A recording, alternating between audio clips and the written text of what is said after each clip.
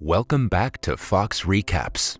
Today I'm going to explain the movie The Princess Diaries, released in the year 2001. Mia Thermopolis is a shy 15-year-old girl who lives with her painter mother in a renovated San Francisco firehouse. She is socially conscious and has a hard time making friends. As a result, she isn't very popular at school and is often bullied by a cheerleader, Lana Thomas. Mia is best friends with a girl named Lily Moskowitz, who shares similar personality traits to her. Mia has a crush on one of the popular guys, Josh Bryant, who is also Lana's boyfriend. She sees them kissing and imagines herself in Lana's place.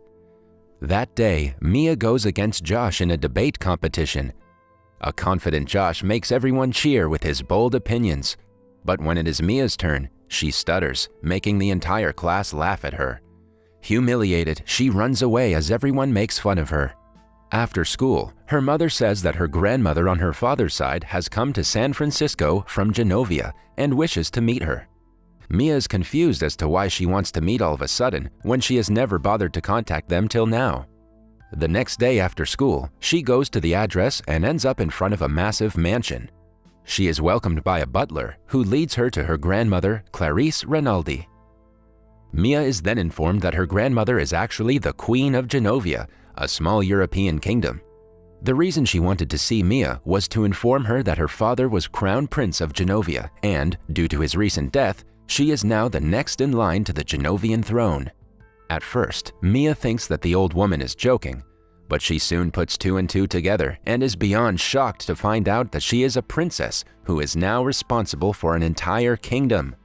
The queen says that she will have to move to Genovia and become an entirely different person than she is now.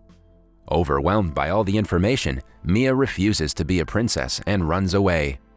When she returns home, she is mad at her mother for hiding the fact that they are royals. It turns out that after Mia's parents divorced, they agreed to let her live with her mother so she could have a normal childhood. They had planned to tell her when she turned 18, but now that her father is dead, she has to take on the responsibility. The next day, she, her mother, and the queen talk about the matter. The queen wants to introduce her as the princess to the world, but before that, she wants to train her on how to act like a princess. Mia is strictly against the idea, but her mother persuades her to attend the princess classes and decide if she wants to be a royal after that. Till the ball, Mia will have to keep this a secret. The queen then sends Mia off with the head of security, Joe, who has been appointed to take care of her and ensure her safety until she is declared a princess to the world. Mia is also gifted a limo for her daily trip to the school. She picks up Lily on the way, who is mesmerized by the car. After school, Mia goes to a car repair shop and finds out that her old car costs $400 to repair.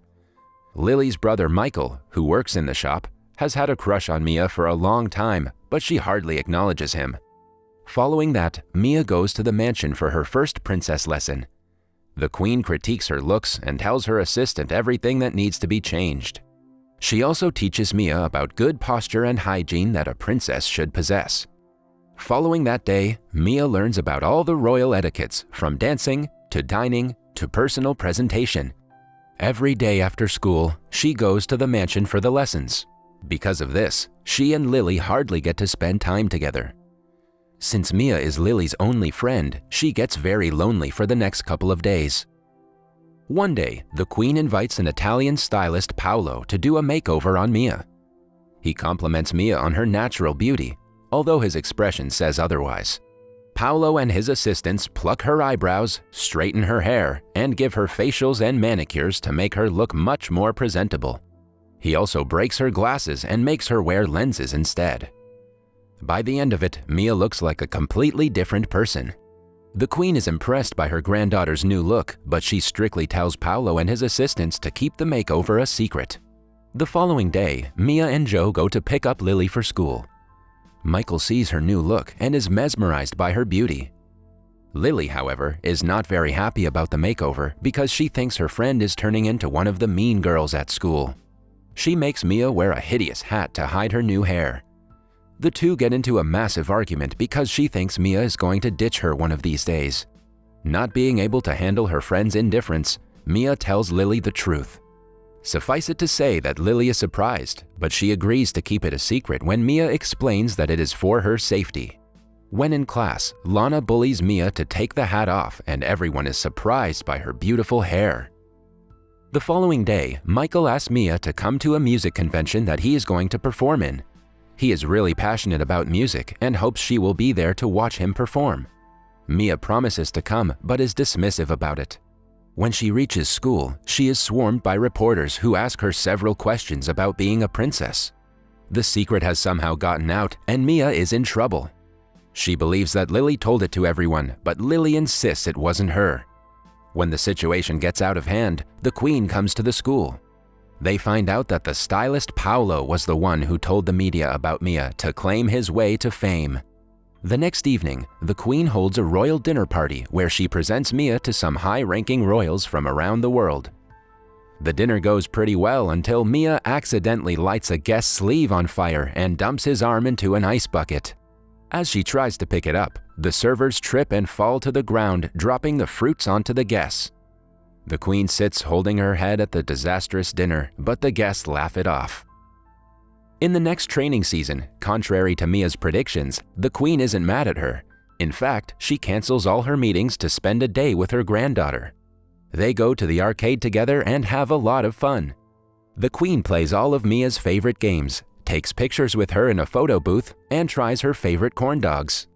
On their way back home, Mia drives, but while trying to climb up a slope, the car's brakes malfunction. She crashes the car into San Francisco's famous cable cars loaded with people. The police are about to arrest Mia, but the Queen uses her public speaking abilities to persuade the officers into letting them go. By the end of the encounter, he even calls a police car to drive the royals back home. Mia is impressed by her grandmother's skills and even calls her the best queen. When she goes to school the next day, she is surrounded by kids asking for her autograph. She was used to being unseen, but now she is the talk of the school. Even Lana pretends to be her friend to a reporter for clout. Her longtime crush, Josh, asks her out on Saturday to a beach party and Mia agrees to go. She then apologizes to Michael for not being able to come to the convention. He is clearly hurt that she is ditching him for Josh. At night, Mia's mother points out that Josh never liked her before he knew she was a princess, but Mia ignores her comment. The beach party goes well for the first few hours, that is, until the reporters crash the party looking for Mia. She and Josh hide in a shack. He tries to kiss her, but she retreats because something doesn't feel right. When they come out, Josh forcefully kisses her to give the media something to talk about. Following that, Lana and her group trick Mia into changing her clothes in a tent and invite the paparazzi. They snap photos of her covered in only a towel, which are sure to make headlines the next day. After returning home, a humiliated Mia cries in her mother's arms. The following morning, the unflattering photos make the news with exaggerated and outrageous headlines which upset the Queen. Mia apologizes for her actions and admits that she is unfit to be the princess. The Queen still invites her to the ball and asks her to bring any friends she wants, except Josh. After Mia leaves, Joe makes the Queen understand that Mia is still a teenager and her granddaughter before she is a princess. The two agree on the fact that Mia is ready to take on the responsibility to be the ruler of their country, seeing how she took the criticism and reacted accordingly. At school, Mia apologizes to Lily for not being herself for the past few days and for missing a talk show that Lily had invited her to. The two reconcile and decide to go to the ball together. Later during gym class, Josh starts making fun of Mia again.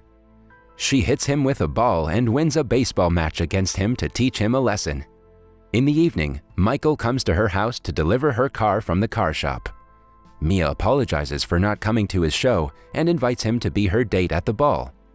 However, a hurt Michael refuses to acknowledge her and sarcastically claims that Josh would look better in a tuxedo. Mia and her nerdy friend are together during lunch when Lana and her group make fun of the two.